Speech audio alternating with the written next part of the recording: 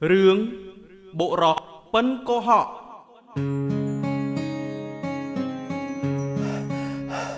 ហើយលោកយាយឲ្យខ្ញុំសុំទឹកហូបបន្តិចមក នេះចៅទៅណាមកណីបានជាហត់ទៅហេបទៅហប់បែបនេះ ហត់ណាស់យាយអើយខ្ញុំជាអ្នកចម្ងាយមកពីភូមិឫស្សីខ្ញុំមកនេះគឺដើម្បីអញ្ជើញបងប្អូនសាច់ញាតិខាងប្រពន្ធខ្ញុំដើម្បីចូលរួមមង្គលការកូនស្រីខ្ញុំមិនសូវជាច្បាស់ផ្លូវក៏បានសួរបុរសម្នាក់គាត់បានចង្អុលប្រាប់ថាផ្ទះមីងរីនៅឯចុងភូមិឯណោះតែពេលខ្ញុំទៅដល់បែរជារកមិនឃើញទាល់តែសោះខ្ញុំត្រឡប់មកវិញទាំងថ្ងៃក្តៅហេវហត់អស់កម្លាំងណាស់យាយអើយអាគាត់នោះមិនក៏អាក្រក់អីយ៉ាងនេះប្រាប់ផ្លូវខុសដល់ខ្ញុំអញ្ចឹង អ្នកភូមិព្រៃផ្ដៅនេះស្មោះត្រង់រាក់ទាក់ណាស់មិនដែលកុហកនរណាឡើយ ច្បាស់ណាស់គាត់និយាយថាគាត់គឺជាអ្នករស់នៅក្នុងភូមិនេះហើយប្រាប់ថាឈ្មោះជ្រួយឲ្យគេនោះណោះ ស្លាប់ហើយលោកប្រកាសជាសួរចំឲ្យជួយជំគួតនោះហើយម្នាក់ដែលកន្ធាត់ទៀបមានប្រជ្រួយធំមួយនៅក្រោមមាត់មែនទេ គឺគាត់នឹងហើយយាយ ហើយភូមិនេះមានតែគេម្នាក់នឹងទេដែលចូលចិត្តនិយាយភូតកុហកញុះញង់គេឯងគេបានធ្វើឲ្យមនុស្សជាច្រើនទៀតត្រូវវេទនាខូចការអស់ព្រោះតែពាក្យកុហករបស់គេហ្នឹងចៅសម្រាប់ឲ្យបាត់ហត់បន្តិចសិនទៅចាំបន្តដំណើរទៅមុខទៀតយាយនឹងប្រាប់ផ្លូវទៅកាន់ទីនោះណា អូមានមនុស្សបែបហ្នឹងទៀតណោះ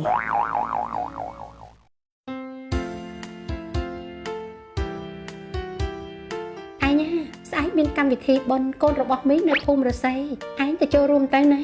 អូមិនអីទេចាំខ្ញុំទៅខានបានផឹកស៊ីយូដូចជាជូរមាត់ដែរនឹងម៉ែវា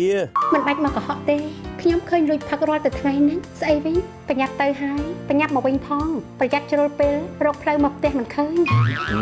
បាទប្តីដឹងហើយ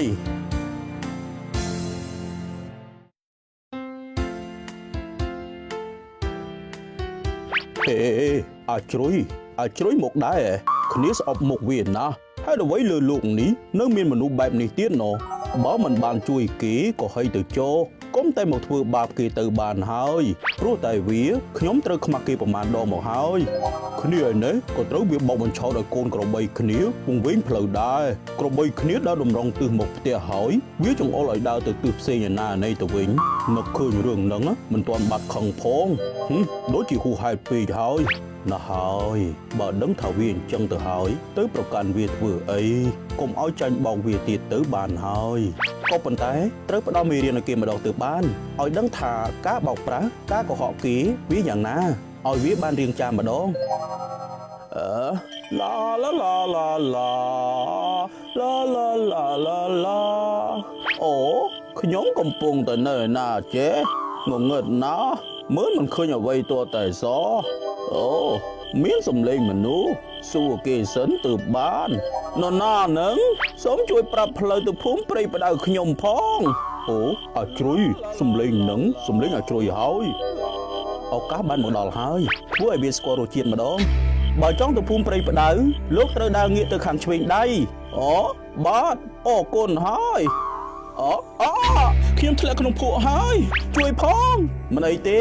ឈានប្រមាណជាងហ៊ានទៀតដល់ភូមិព្រៃផ្ដៅហើយអូជួយខ្ញុំផងជួយផងបងប្អូនអើយជួយផងកុហកគេឥឡូវត្រូវគេកុហកវិញយ៉ាងម៉េចដែរសំមុខហើយឯងមានជំនាញខាងបោកគេមិនដែលត្រូវគេបោកឥឡូវក៏ភក់នៅនឹងសិនទៅណាអាចជ្រុយ អូសូមមេត្តាជួយខ្ញុំផងបើមិនអញ្ចឹងទេខ្ញុំស្លាប់ហើយខ្ញុំសូមសន្យាថាចាប់ពីពេលនេះទៅខ្ញុំឈប់កុហកបោកបញ្ឆោតគេទៀតហើយខ្ញុំសូមស្បត់អូយចូលចាំទុកណានេះគឺជាមេរៀនភូតច្រើនចាញ់អាត្មាគួរគប្បីពោលតែពាក្យពិតព្រោះការភូតកុហកជាអិរិយាដ៏អាក្រក់ដែលនាំឲ្យកើតមន្ទិលសង្ស័យនិងការបែកបាក់ទំនាក់ទំនងពាក្យសម្ដីដែលបានហាចេញស្ដីក៏អាចកំណត់ជោគវាសនារបស់យើងផងដែរដោយពាក្យចាស់ពោលថាអណ្ដាតជាអាចកន្លងបានសុខទុក្ខផងក៏ព្រោះអណ្ដាត